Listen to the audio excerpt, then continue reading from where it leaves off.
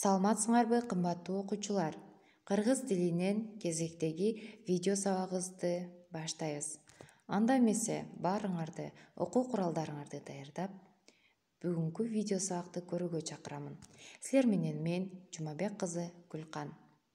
Бүгүнкү сабагыбыздын темасы сүйлөмдүн толуктоочу. Урматтуу окуучулар, биз мындан мурдагы сабагыбызда сүйлөмдүн айкындооч мүчөлөрү менен таанышканбыз. Демек, сүйлөмдүн айкындооч мүчөлөрү сүйлөмдүн баш мүчөлөрүн аныктап, тактап, бышыктап сүйлөмгө кошумча маани берип турат. Демек, сүйлөмдүн толуктоочу ошол сүйлөмдүн айкындооч мүчөлөрүнүн бир түрүнө кирет. Өзүңөр билгендей эле, сүйлөмдүн айкындооч мүчөлөрү 3 топко бөлгөнбүз. Аныктооч, толуктооч, бышыктооч. Бүгүн биз силер менен толуктоочко берилүүчү суроолор, толуктоочтун милдетин аткарган сөз түркүмдөр боюнча маалымат алабыз. Демек, толуктооч деген эмне? Толуктооч бул кыймыл-аракеттин эмнеге багытталгандыгын көрсөткөн заттын атын билдирген айкындооч мүчө. Толуктоочко кимди, эмнени, кимге, эмнеге, кимден, эмнеден, кимде, эмнеде деген суроолорду беребиз. Мисалы, бирөөнү жамандап келген адамды үйүңө жакын жолотпо.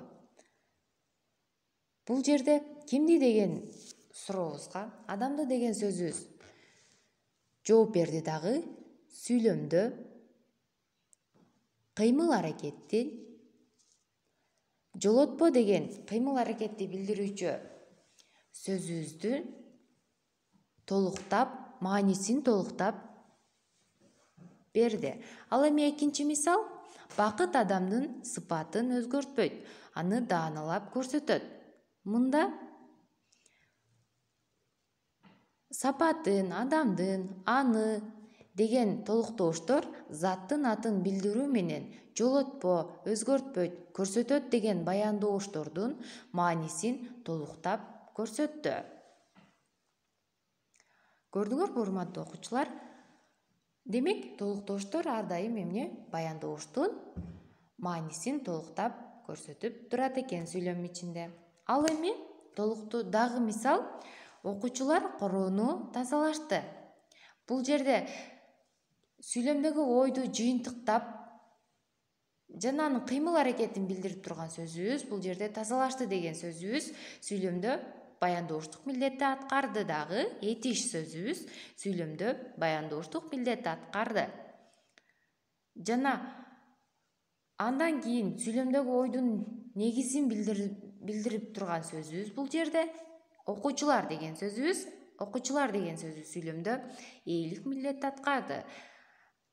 Ал эми эмнени деген сөзүбүз, эмнени деген суроого жооп берген короону деген сөзүбүз бул жерде толуктооштук милдетти аткарып, баяндоочтун маанисин толуктап турат. Өзүңөр байкагандай, эни биз түз сызык менен, баяндоошту кош сызык менен, ал эми толуктоошту үзүк сызык менен белгилейт экенбиз. Мындан тышкары, урматтуу окуучулар, бизге белгилүү болгондой, кыргыз тилинде 6 жөндөмө бар. Ал эми жөндөмөлөрдү биз бекеринен эске салбай жатабыз. Себеби өзүңөр байкагандай, толуктооч атооч менен илик жөндөмөсүнөн тышкары барыш, табыш, жатыш, чыгыш жөндөмөлөрүнүн биринде турат да өзүнчө багындыруучу түгөйү менен башкаруу жолу аркылуу байланышат. Демек, мында байланыштыруунун негизги каражаты бул жерде жөндөмө мүчөлөр болуп саналат экен. Ал эми сүйлөмдө синтаксистик жактан толуктооштун милдетин зататооч, ататооч, сынатооч, санатооч, атооштуктар, кыймыл атооштор синтаксистик жактан толуктооштун милдетин аткарат. Биринчи сүйлөмдө карыларда касиет бар. Кары деген сөзүбүз бул жерде зататооч болуп түштү дагы, бирок сүйлөмдө толуктооштун синтаксистик жактан милдетин аткарып калды. Экинчи мисал, бизде биримдик ынтымак бар. Биз деген ататооч сөзүбүз сүйлөмдө синтаксис жактан толуктооштун милдетин аткарып калды. Сулууга мерездиктин кереги жок. Сулуу деген сынатооч сөзүбүз сүйлөмдө синтаксис жактан толуктооштун милдетин аткарып калды. Экөөнү куттукташты. Бул жерде сандык эмес, санатооч сөзүбүз толуктооштун милдетин аткарып калды. Алтайдан келгендерге урмат-сый көрсөтүштү. Бул жерде келгендерге деген атооч сөзүбүз, Алтайдан келгендерге деген атооч сөзүбүз, атооштук сөзүбүз бул жерде синтаксис жактан толуктооштун милдетин аткарып калды. Барууга деген дагы кыймылатооч сөзүбүз сүйлөмдө толуктооштун милдетин аткарып калды. Бирок балдар, кээде алар өз ара жандооштор аркылуу да толуктооч сөздөр өз ара жандооштор аркылуу да байланышат экен. Байланышат дагы сүйлөмдө толуктооч милдетин аткарат. Жана ким менен, эмне менен, ким үчүн, ким жөнүндө, эмне жөнүндө деген суроолорго жооп берет. Демек көрдүңөрбү балдар? Толуктооштун милдетин жандооштор дагы эмне кылат экен, аткарат экен. Мисалы, эртеңки майрам жөнүндө сөз кылышты.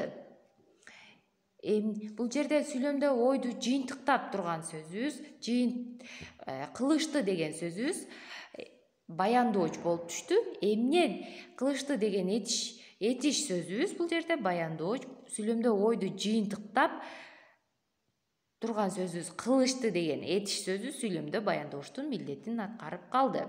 Ал эми сүйлөмдө ойдун негизги борбору болуп сөз деген сөзүбүз туюндурду дагы сүйлөмдө ээлик милдетти аткарып калды. Ал эми эмне жөнүндө сөз кылышты? Албетте майрам жөнүндө. Бул жерде жөнүндө деген жандооч сөзүбүз майрам сөзүбүзгө жандалып келди да сүйлөмдө толуктооштун милдетин аткарып калды. Мына балдар, алган билимдериңерди биз толуктооч боюнча маалымат алдык. Эми алган билимдерибизди текшерүү максатында силерге аткарууга окуу китебиңердин 16 бетиндеги 17 көнүгүүнү дептерибизге көчүрүп жазып, сүйлөмгө синтаксистик талдоо жүргүзөбүз. Талдоо жүргүзгөндө энин алдын сызабыз, баяндооштун алдын сызабыз, анан толуктооштун алдын сызабыз. Эни биз сүйлөмдө түз сызык менен белгилейбиз. Ким, эмне, канча, нече деген суроолор жана башка кимиси, эмнеси деген суроолорго жооп берсе, баяндооч дагы ким, канча, эмне кылды деген сыяктуу суроолорго жооп берип, баяндооч кош сызык менен сызылат. Ал эми толуктооч үзүк сызык менен сызылат. Ушуну менен сабагыбыз соңуна жетти. Саламатта калгыла.